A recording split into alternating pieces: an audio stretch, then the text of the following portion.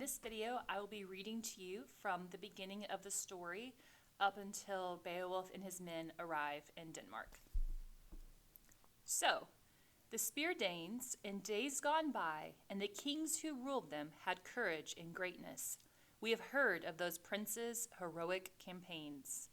There was Shield Shafson, scourge of many tribes, a wrecker of mead benches, rampaging among foes. This terror of the hall troops had come far. A foundling to start with, he would flourish later on as his powers waxed and his worth was proved. In the end, each clan on the outlying coasts beyond the Whale Road had to yield to him and began to pay tribute. That was one good king. So the story starts off with talking about the Danes and kind of like their line of kings. And the first great king in this line was named Shield Shafson. And Shield Shafson was actually a foundling child. Okay, he was found abandoned. They don't know who his people were. And so he started off just lowly in his tribe, but rose up to be the greatest king, okay, this great founder of this line of kings. And here in this paragraph where they introduce us to him, we're also introduced to a literary technique that is used in Beowulf on virtually every single page, known as a kenning. And we discussed kennings in class, but I just wanted to point out a few to you so you can get used to finding them and thinking about what they mean as we read together. So if we look at that paragraph on line 10, it says, in the end, each clan on the outlying coasts beyond the Whale Road had to yield to him. Whale Road is a kenning for the word ocean. And so you'll see that throughout Beowulf, where they use like these descriptive compound terms to describe an ordinary noun. Okay, it just makes it kind of fun and different. Afterwards, a boy child was born to Shield, a cub in the yard, a comfort sent by God to that nation. He knew what they had foaled, the long times and troubles they'd come through without a leader. So the Lord of Life, the glorious Almighty, made this man renowned. Shield had fathered a famous son. Beo's name was known through the north. So now they're starting to go down his lineage to get to the present day. And this is just like any other book that you read, right? They give you a lot of background information at the beginning until you get like to the meat of the story. So they tell us, okay, Shield had a son named Beo, not to be confused with Beowulf, though. Two different people there. And a young prince must be prudent like that, giving freely while his father lives, so that afterwards in an age when fighting starts and steadfast companions will stand by him and hold the line. Behavior that's admired is the path to power among people everywhere. Shield was still thriving when his time came, and he crossed over into the Lord's keeping. His warrior band did what he bade them when he laid down the law among the Danes. They shouldered him out to the sea's flood, the chief they revered who had long ruled them. A ring-whirled prow rode in the harbor, ice-clad, outbound, a craft for a prince. They stretched their beloved lord in his boat, laid out by the mast amidships, the great ring-giver. Far-fetched treasures were piled upon him and precious gear. I have never heard before of a ship so well furbished with battle tackle, bladed weapons, and coats of mail. The massed treasures were loaded on top of him. It would travel far on out into the ocean's sway. They decked his body no less bountifully with offerings than those first ones did, who cast him away when he was a child and launched him alone out over the waves.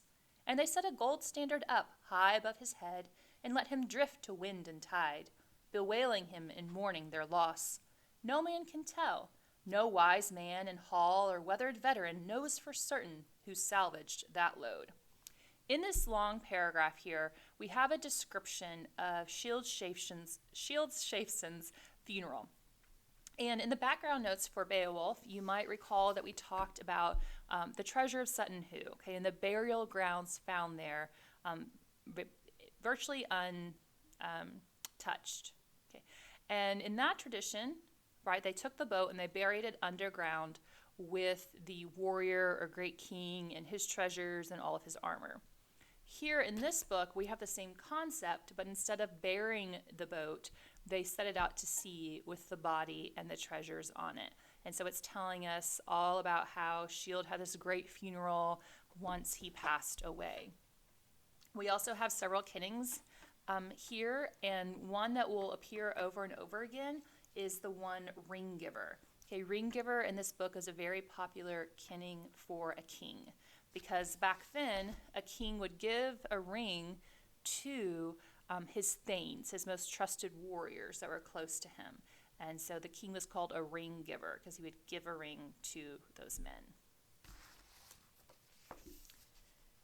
Then it fell to Beowulf to keep the forts. He was well regarded and ruled the Danes for a long time after his father took leave of his life on earth. And then his heir, the great Healfdene, held sway for as long as he lived, their elder and warlord. He was 4 times a father, this fighter prince.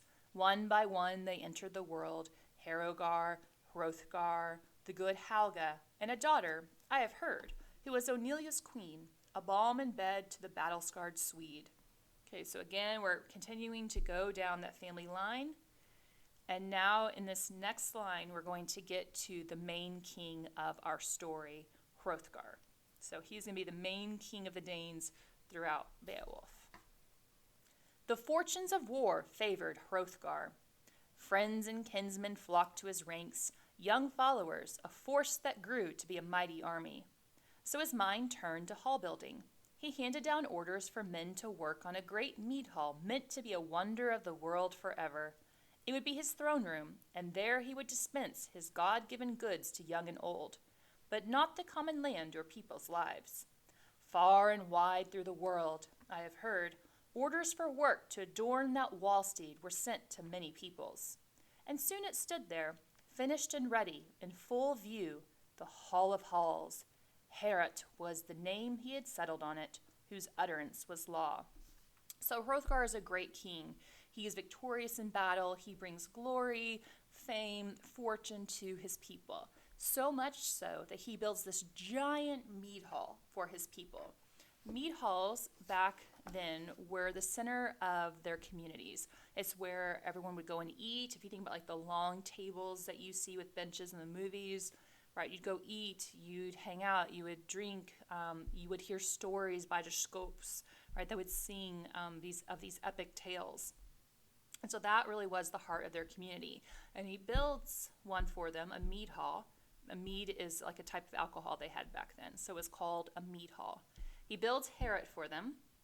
Heorot means hall of the heart, and a hart is like a stag, a deer. So you can picture kind of like this rustic lodge where everyone gathered, but this was no basic rustic lodge. Okay, this was the mead hall of all mead halls, and the book tells us later on there was even gold on the roof of this mead hall. So it was a very special place for their community. Nor did he renege, but gave out rings and torques at the hall. A torque is like a thick necklace. The hall towered, its gables wide and high and awaiting a barbarous burning. That doom abided, but in time it would come. The killer instinct unleashed among in-laws, the bloodlust rampant. This book is always foreshadowing future events for us, so unfortunately here, it does foreshadow that someday Heorot Hall will burn to the ground due to a family feud. Then a powerful demon, a prowler through the dark, nursed a hard grievance. It harrowed him to hear the din of the loud banquet every day in the hall, the heart being struck and the clear song of a skilled poet telling with mastery of man's beginnings, how the Almighty had made the earth a gleaming plain girdled with waters. In his splendor he set the sun and the moon to be the earth's lamplight, lanterns for men, and filled the broad lap of the world with branches and leaves, and quickened life in every other thing that moved. So we're introduced here to a new character, this prowling demon. Okay, and this prowling demon does not like Heorot Hall. He hates the loud noises that come from this place. So times were pleasant for the people there, until finally one, a fiend out of hell, began to work his evil in the world. Grendel was the name of this grim demon haunting the marches, marauding round the heath and the desolate fens. He had dwelt for a time in misery among the banished monsters, Cain's clan, whom the Creator had outlawed and condemned as outcasts. For the killing of Abel, the eternal Lord had exacted a price.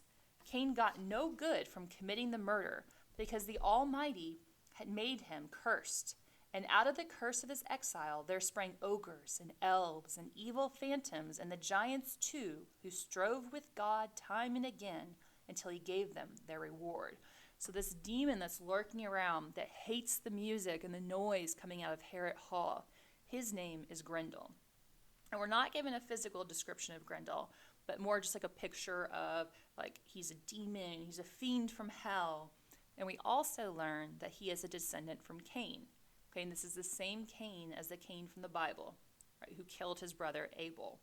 So Grendel comes from this cursed race of people, right? It says from there spring ogres and elves and evil phantoms and giants and Grendel. So, after nightfall, Grendel set out for the lofty house to see how the Ringdanes were settling into after their drink. And there he came upon them, a company of the best asleep from their feasting, insensible to pain and human sorrow. Suddenly the god-cursed brute was creating havoc. Greedy and grim, he grabbed 30 men from their resting places and rushed to his lair, fleshed up and inflamed from the raid, blundering back with the butchered corpses. So one day, Grendel's like, you know what, I've had enough, can't handle this noise anymore from Harrod Hall. So he rushes in there one evening, grabs 30 men, takes them with him, and kills them all. So first of all, a lot of anger problems there. Second, mass murderer now, he's killed 30 guys. Third, even though we never get like a physical description of him, clearly Grendel is very strong, because how else do you carry 30 men with you? So he goes and he butchers these 30 men. Then as dawn brightened and the day broke, Grendel's powers of destruction were plain. Their celebration was over. They wept to heaven and mourned until morning. Their mighty prince, the storied leader, sat stricken and helpless, humiliated by the loss of his guard, bewildered and stunned, staring aghast at the demon's trail, in deep distress. He was numb with grief, but got no respite, for one night later, merciless Grendel struck again with more gruesome murders. This is not a one-time deal for Grendel. He comes back the very next night and kills more people. Malignant by nature, he never showed remorse. It was easy then to meet with a man shifting himself to a safer distance to bed in the bothies, for who could be blind to the evidence of his eyes, the obviousness of that hall watcher's hate? Whoever escaped kept a weather eye open and moved away. This is sad because Grendel starts to break apart this community. Harrod Hall, this mead hall that was supposed to be the focal point of their community and a safe place for them all to be, suddenly is the opposite of that when he starts murdering them. People used to sleep in Harrod Hall because it was a safe location. But when Grendel continues his attacks, they start moving away. It says that they started to move to a safer distance to bed in the bothies. Bothies were like small huts / kind of like a cottage situation, where before would have been more dangerous because they would have been out on their own away from the rest of their people group. But now with Grendel, they're taking their chances doing that. And so this whole society is starting to break apart because of Grendel. So Grendel ruled in defiance of right, one against all, until the greatest house in the world stood empty, a deserted building. For 12 winters, seasons of woe, the Lord of the Shieldings suffered under his load of sorrow. And so, before long, the news was known over the whole world. Sad lays were sung about the beset king, the vicious raids and ravages of Grendel, his long and unrelenting feud, nothing but war. How he would never parley or make peace with any Dane, nor stop his death-dealing, nor pay the death price. No counselor could ever expect fair reparation from those rabid hands. All were endangered. Young and old were hunted down by that dark death shadow, who lurked and swooped in the long nights on the misty moors. Nobody knows where these raiders from hell roam on their errands. So this was not just like a Grendel having a tough week, kills a bunch of people, and then that's it. His killings go on for 12 years. He terrorizes the Danes and Harrod Hall for 12 years. So picture what that would do to the morale of a people. I mean, not only are their numbers dwindling population-wise because he's killing so many of them, but you just kind of give up at a certain point. And, is he coming every night, or is it more of a psychological torture where he might wait 2 weeks in between attacks, or 3 months and then attack? And not only that, but you think about Hrothgar, who was once this mighty king. How is he feeling that he can't now protect his people? Okay, he feels like a failure as a leader. So all hope seems to be lost for the Danes. They cannot figure out how to get rid of Grendel. So Grendel waged his lonely war, inflicting constant cruelties on the people, atrocious hurt. He took over Heorot, haunted the glittering hall after dark, but the throne itself, the treasure seat, he was kept from approaching. He was the Lord's outcast. These were hard times, heartbreaking for the Prince of the Shieldings. Powerful counselors from the highest in the land would lend advice, plotting how best the bold defenders might resist and beat off sudden attacks. Sometimes at pagan shrines they vowed offerings to idols, swore oaths that killer of souls might come to their aid and save the people. That was their way. Their heathenish hope, deep in their hearts they remembered hell. The almighty judge of good deeds and bad, the Lord God, head of the heavens and high king of the world, was unknown to them. Oh, cursed is he who in time of trouble has to thrust his soul in the fire's embrace, forfeiting help. He has nowhere to turn. But blessed is he who after death can approach the Lord and find friendship in the Father's embrace. This paragraph here, I think, is a really great example of what we talked about in the background PowerPoint notes about this blending of pagan beliefs and Christianity that had come to Britain at the time. Remember, the Anglo-Saxons, right, they were not originally Christians. They had more of like a mythology background, similar to Norse mythology. But the people writing down this story were Christian monks. And so you can see in the paragraph that I just read to you, the first part, they're talking about offerings to pagan shrines. But the second part flips over to talking about the Lord Almighty, of heavens and the heavens, the high king of the world. And so you can see this influence that the Christian monks had as they were writing down this story. And we see that throughout the text, but I just wanted to point it out to you this one time. So that troubled time continued, woe that never stopped, steady affliction for Healfdane's son, too hard an ordeal. There was panic after dark. People endured raids in the night, riven by the terror. When he heard about Grendel, Hygelac Thane was on home ground over in Gateland. So Hygelac Thane, that's going to be Beowulf, our main hero of this story. Hygelac is the other main king. So we had Hrothgar, who is king of the Danes. And we have Hygelac, who is king of the Gates. So it says that Beowulf was Hygelac's Thane. Again, a Thane was a revered warrior in their society. There was no one else like him alive. In his day, talking about Beowulf here, he was the mightiest man on earth, high-born and powerful. He ordered a boat that would ply the waves. He announced his plan to sail the Swan's Road and search out that king, the famous prince who needed defenders. Nobody tried to keep him from going. No elder denied him, dear as he was to them. Instead, they inspected omens and spurred his ambition to go, whilst he moved about like the leader he was, enlisting men, the best he could find. With 14 others, the warrior boarded the boat as captain, a canny pilot along coast and currents. Beowulf hears about the problems that Hrothgar has been having. I mean, it's been going on for 12 years, so word has spread what's happening over there. Beowulf decides, you know what? I'm the mightiest man alive. Why not go try to help? So he boards a boat with 14 other warriors, and he sets sail to go help Hrothgar. Time went by. The boat was on water and close under the cliffs. Men climbed eagerly up the gangplank. Sand churned in surf. Warriors loaded a cargo of weapons. Shining war gear in the vessel's hold, then heaved out, away with a will in their wood-wreathed ship. Over the waves, with the wind behind her and foam at her neck, she flew like a bird until her curved prow had covered the distance, and on the following day, at the due hour, those seafarers sighted land, sunlit cliffs, sheer crags and looming headlands, the landfall they sought.